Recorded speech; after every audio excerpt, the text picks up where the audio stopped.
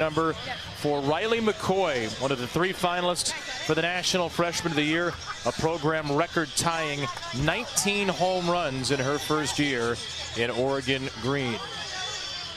Well, UCLA has a terrific 3-person pitching staff.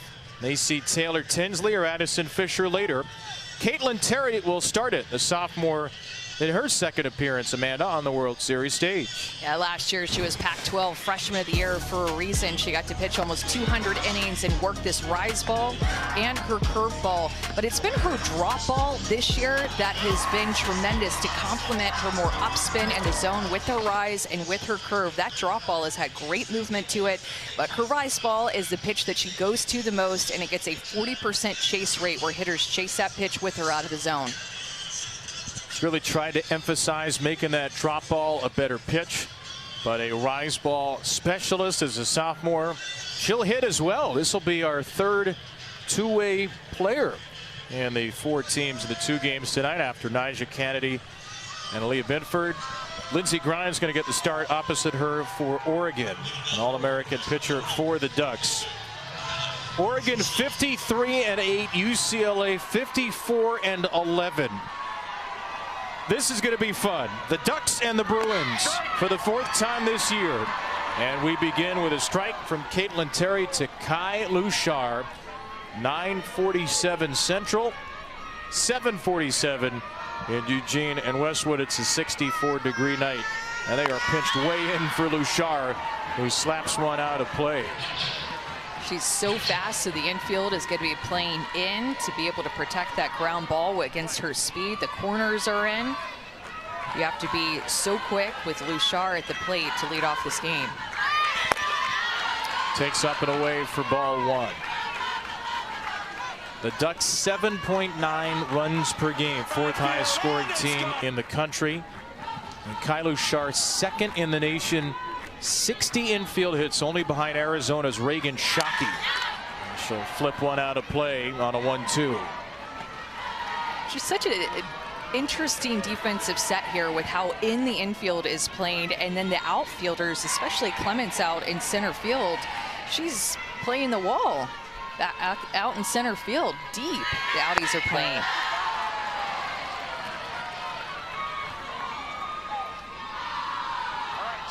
Kai Lushar does not have a home run this year. She's typically not going to hit it that deep. 3 doubles and a triple. Everything else, the other 78 hits are singles.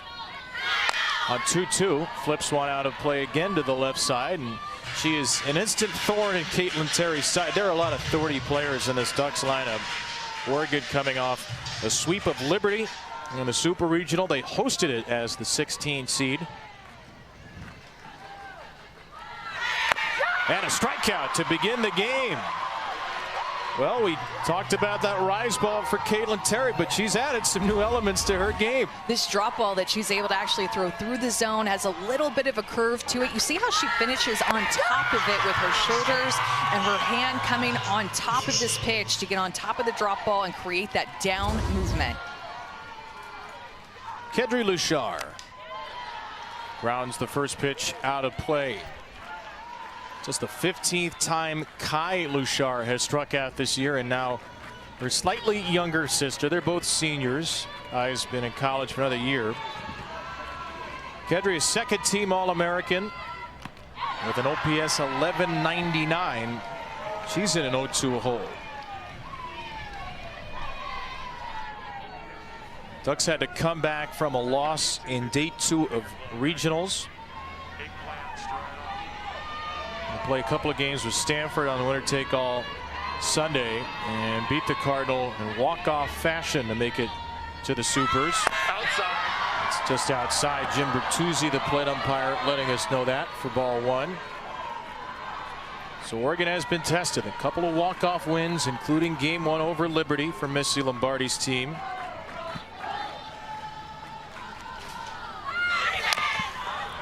Tap back to Terry, who's got 2 quick outs. Now, it did sound like you could hear in the dugout maybe they have already picked the changeup of Terry. Remember, a lot of familiarity in between these 2 teams with having played each other in conference. Sounded like some noise out of the dugout, already picking that changeup, but Terry will continue to throw it until they prove that they can hit it. That's Sam Marder, the third base coach, talking to Riley McCoy. The base coaches are often so important. The folks who lead the way close to the pitchers, try and pick that pitch. Sam Marder down at third. Alyssa Palomino Cardoza, great Arizona player a few years ago, is over at first. This is a young staff that has really rejuvenated this program. Dad, that's off the knob. Jim Bertuzzi vocally letting us know that's off the knob.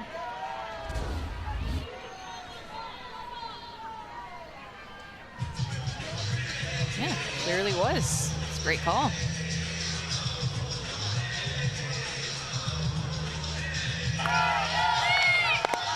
Dad, that's off the knob.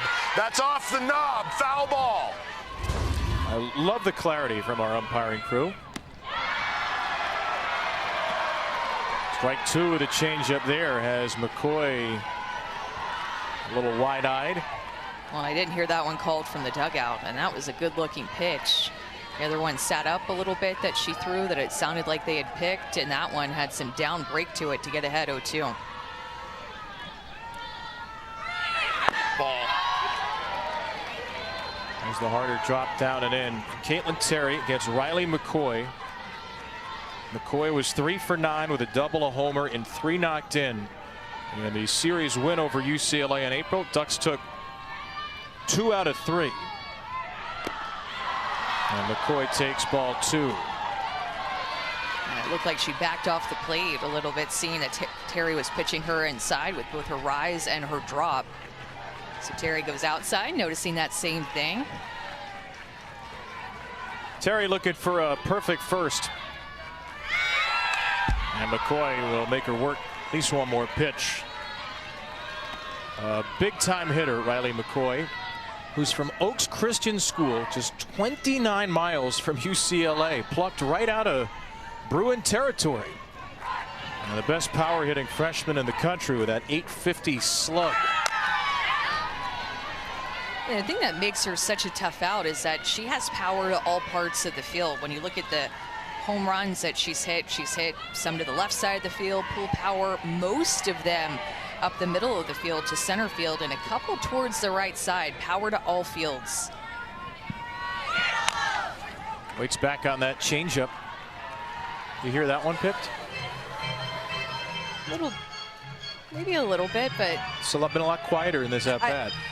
there's so much crowd noise, but that one that sounded like the full dugout going all in was the one that I heard for sure. Outside. You can hear the dugout talking a little bit. It's a constant thing that happens down there on the field, communicating to the hitter, trying to get in the pitcher's head a little bit, trying to act like you have a pitch picked that you might not really. Maybe just a little first inning gamesmanship.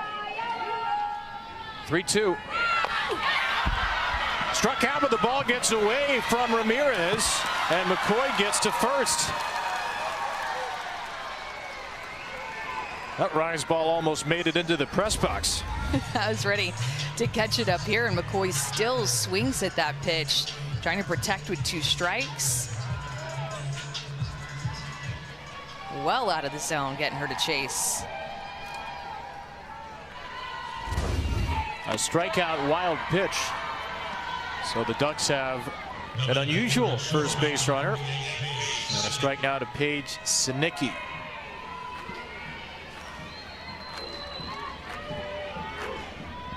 The leader of this Duck team. Strike. There's a changeup for strike 2. Special player, special person, Paige Sinicki, making her 191st consecutive start at shortstop. Missy Lombardi gives her so much credit as the leader, as the culture driver of this team. Talking to some of the other Oregon players, it's easy to see the reverence and the love they have for Paige, who's been a 4-year Duck, mentored by Allie Bunker, who's a big player last year, and has turned herself into an all-conference first-team player and a Gold Glove winner nationally at shortstop a year ago.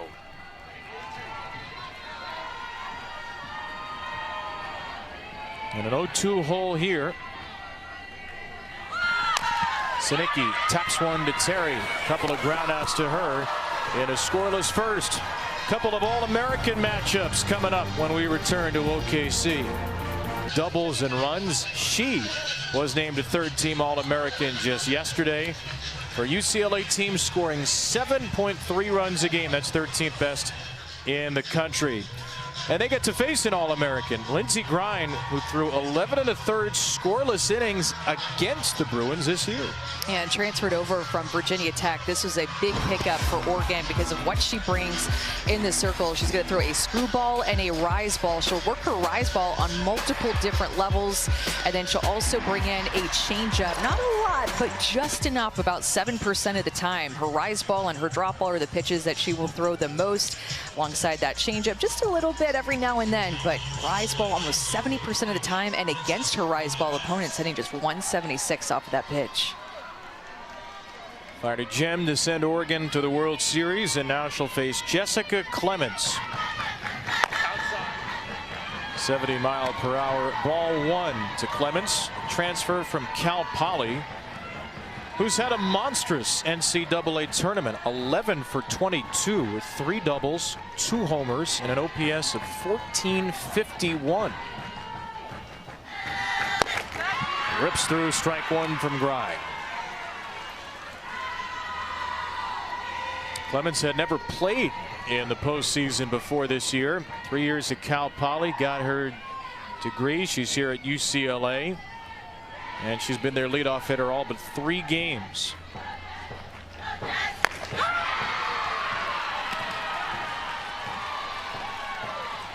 Couple of swinging strikes for Lindsey Grine, who had such a good week pitching against UCLA. She was named the NFCA's National Pitcher of the Week. Here's her 1-2. Way upstairs and fouled away by Clements. And there go the lights. A rise ball so ferocious, it turned out the lights here in Oklahoma. Right at 10 p.m. It's not used to playing games this late. That's why. And some folks in the crowd get out their flashlights and let there be light. You know, sometimes it takes those lights a while to fire back up too. We are lucky that it was just a flip of the switch to get them back on. Believe it or not, this is not my first game that's happened. Not here, but just in any game that I've been calling. I call another game at Clearwater at our ESPN Invitational Tournament. That same thing happened. Just happy it wasn't in the middle of a fly ball or in the middle of a play. Right. A foul ball that apparently ran right into a switch somewhere. The energy and OGE energy field really coming into play. Back at it. Uh-oh, foul ball left side. Let's see. Up, missed the switch. Lights stay on. Listen, we didn't have to take Big Ten After Dark that literally. I know, right? There are the numbers against UCLA for Grine. Pitched in all 3 games, started a pair. Clements taps an off-speed pitch out of play to stay alive. The matchup today, obviously the rise ball is the key for Grine. What does UCLA need to do better compared to the way Grine dominated them in April? Yeah, I went back and looked at film, actually, her pitching against them, and it seemed like deep into counts, they struggled with outside pitches, both lefties and righties. Her strikeouts against them came on the outer half. That ball's punched to center, and Kedri Luchar for the first out.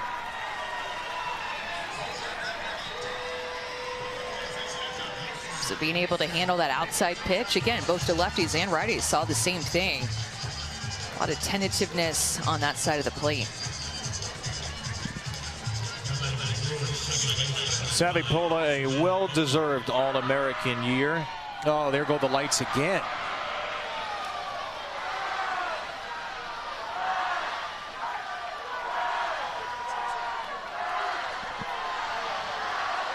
Well, this is an interesting subplot.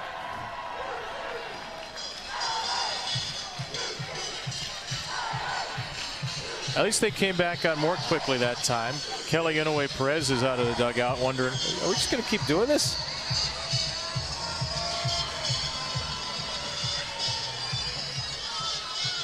Well, as you said, now it puts it in the back of your mind that it might happen in the middle of the play. So as a hitter, you're seeing a ball come at you and just a little bit of doubt that it starts to plant a seed in that might happen when the ball is coming right at you. Boy, somebody's going to need to call the folks from the Sandlot. Maybe we can get some fireworks in, crank up some Ray Charles in case this happens again. So now the head coaches are going to get together. Kelly Inouye Perez and Missy Lombardi will talk to Jim Bertuzzi. He'll draw the umpires together. It's already a day that's been delayed by rain and lightning in between our second and third games. And now we have a little bit of unlightning, which has put us into a bit of a pickle here as to how to go forward. Well, the Ducks are going to charge up their fans during the delay.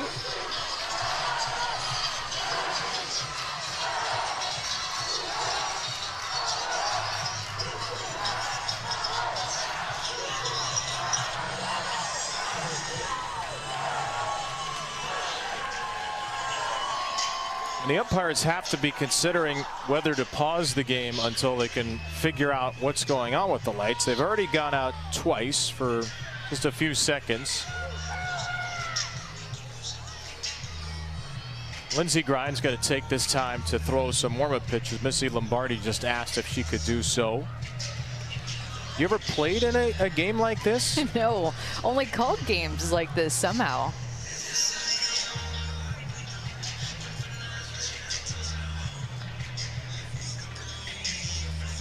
There had to have been just an alarm set or the timing set that at 10 p.m. they just turn off automatically. And then was there a 10:02 alarm after that, you think? Yeah, maybe it's like hitting snooze. Right. It's a very short snooze. If anybody has a 2-minute snooze button on their phone, that's some psychotic behavior. So now Jim Bertuzzi and the crew will get together and talk to the head coaches. Oregon and UCLA, final game of the day. Caitlin Terry had a 1-2-3 first inning or so, we thought. Strikeout wild pitch extended it, and then she got Paige Sinicki, and now we've had the lights go out twice in the middle of play. All right, Christy Cornwell, our rules analyst, is with us. Unusual situation, Christy. What do you make of this? Usual. We're not sure what the cause is just yet, but the question on the field was what to do if the lights go out and the ball is in play. And the official answer is we're going to err on the side of player safety, have a no pitch, and restart when the lights come on. Okay, so that's some good guidance to have, Christy. Thank you for that. And we are going to play ball again here.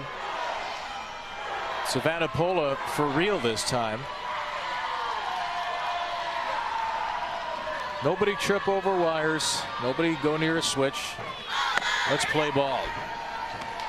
4-minute delay here at OGE Energy Field at Devon Park.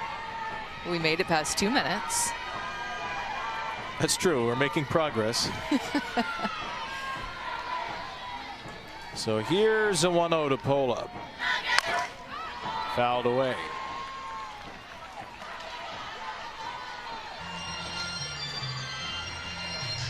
Savannah Pola, the third most hits, the fourth most runs scored for anybody in the country this year, and most hits UCLA in a single season in 22 years. You have to go back to 2003, Natasha Watley. Savvy's also got 20 doubles, one shy of Lindsey Klein's UCLA record set in 1999. So it could be a historic week for her.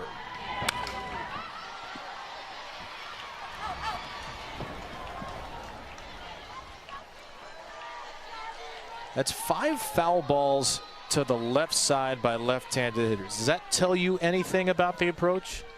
Yeah, continuing to work them on the outside corner. And Grind throws with good speed, too. 68, 69 miles an hour up in the zone, so maybe a little bit late, but she likes to rely a lot on her arm side against these lefties.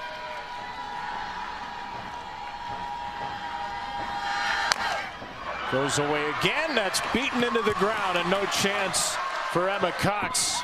Hit number 97 for Savannah Pola.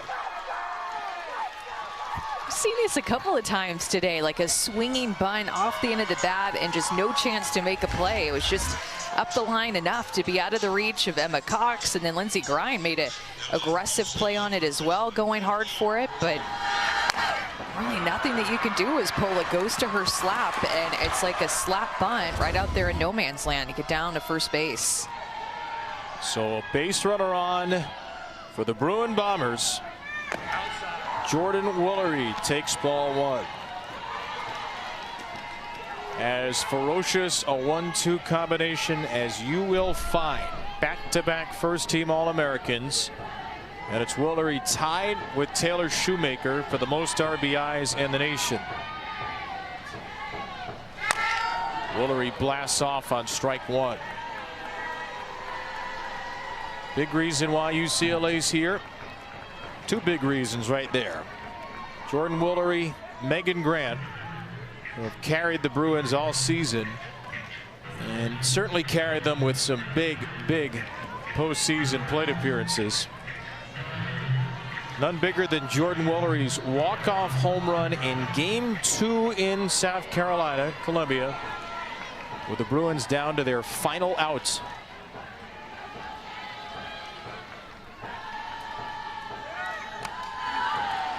They had never been swept in a super regional, and they still haven't because of this swing off Sam Gress. And this was the moment heard round the softball world, down to their last out, first pitch that she saw against a new pitcher in Sam Gress, and she smoked it out of here. She just looked so calm and confident in that moment. And it was that moment that ended up sending them to Game 3 and ultimately winning. She had been 0 for 6 with 4 strikeouts in the Super Regional before that swing. She's ready for 1-2. Outside. It's taken outside. And the tournament as a whole been a monstrous couple of weeks for Woolery, despite that little funk in the middle. 8 for 20 with a double, 3 homers, 3 walks, 11 RBIs. Trying to add to it here. Ripped out of play. We'll do it again on 2-2. And talk about power all over the field. Jordan Woolery has that too. We've mentioned that with Riley McCoy, the freshman for Oregon, in the 3-hole. Jordan Woolery that same way. Tons of power, over 20 home runs, can drive the ball with power to every single part of the field. Looks like we had a timing violation on Lindsey Grind, so just saw it's a 3-2 count. And Woolery digs a very low pitch out to shallow center. So that previous foul ball negated because of a timing violation, which was an automatic ball 3, but Grind gets the out all the same. Got the 22nd pitch timer here. Grind was too late, but she gets the out nonetheless and retires Woolery. Missy Lombardi wants to know what happened there. The clock behind home is not on. So that's probably what Missy Lombardi's asking about. That's in right center field. The clock is working. So maybe we didn't get all the lights back on.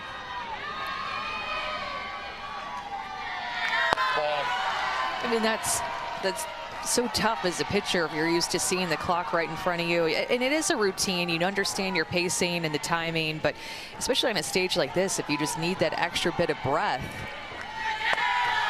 Playing on this field at the World Series, maybe the timing changes a little bit. You don't have that clock to look at anymore.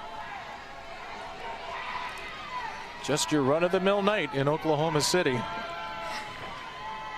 Megan Grant, a 25 homer hitter. Outside. And he is sitting pretty on 3-0.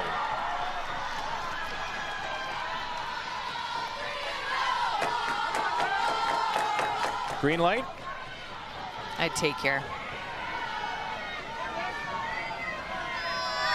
Ball that's high. And she does for a 4-pitch walk.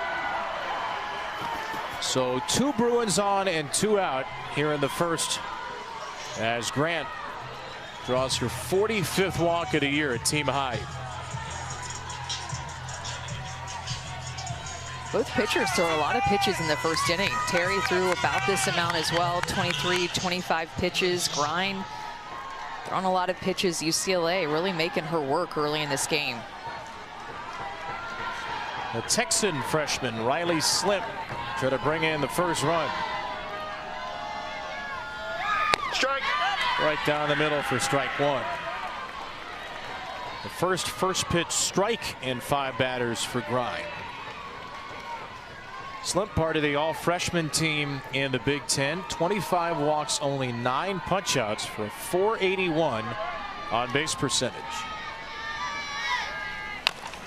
She grounds the ball over to third, and Katie Flannery takes the force there.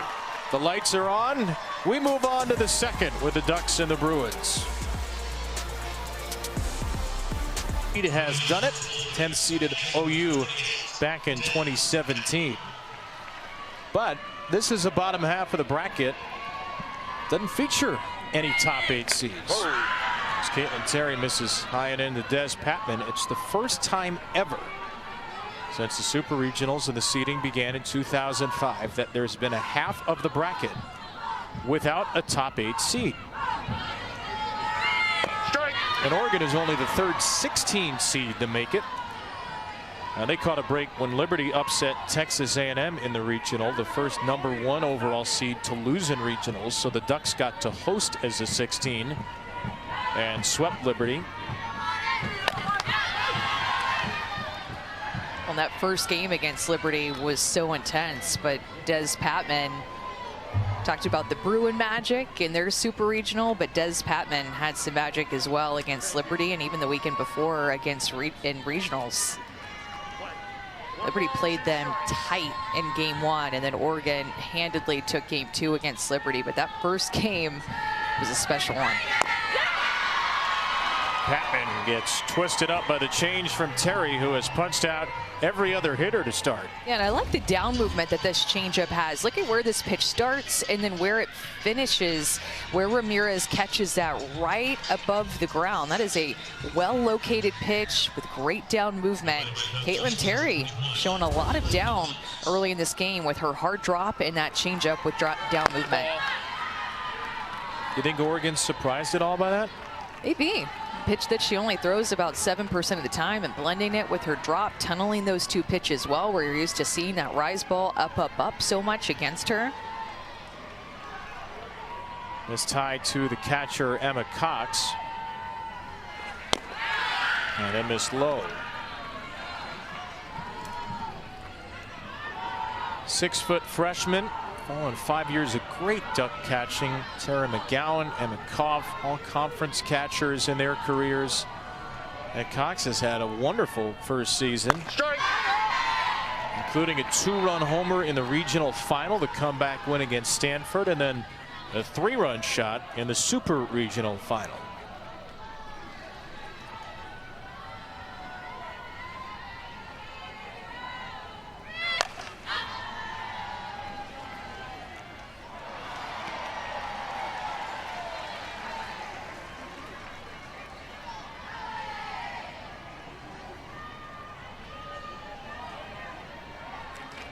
Nice to see a beautifully illuminated shot. That's popped up into the lights and into the glove of Megan Grant.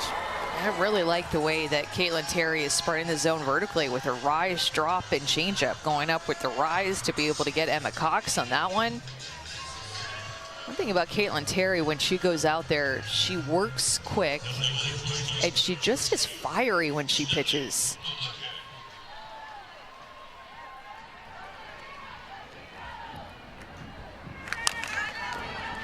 Working on 44 postseason innings now. Came in with a career 1.82 ERA in the postseason. She started all 3 games at the World Series for UCLA last year. 10 1/3, 4 earned. Walked 4, struck out 10. Elton John glasses, looking on from the dugout. Strike 2 on Stephanie Maake.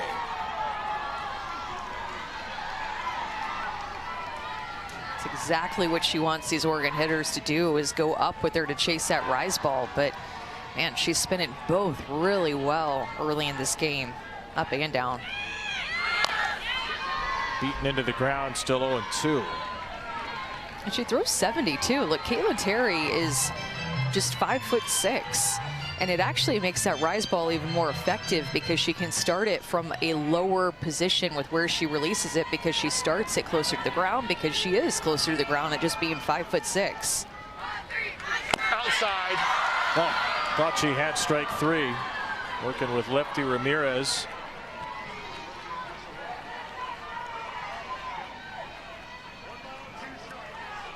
Maake, the all Big Ten freshman first baseman, hangs in there. Great power hitter in the 7 spot. Chases strike 3.